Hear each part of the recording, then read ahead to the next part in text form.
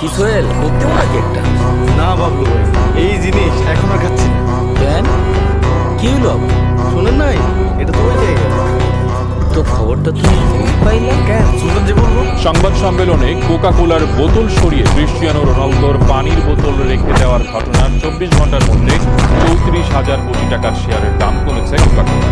স্বাস্থ্য সচেতন রোনালদো হাঙ্গেরির বিপক্ষে ম্যাচের আগে সংবাদ সম্মেলনে স্পন্সর প্রতিষ্ঠান কোকা কোলার কোমল পানীয়র বোতল সরিয়ে রেখে পানি তুলে সামনে নিয়ে আসেন।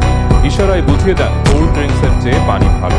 রোনালদোর এই কাজের পর শেয়ার বাজারে কোকা কোলার ব্র্যান্ড মূল্য পড়ে গেছে $40 বিলিয়ন।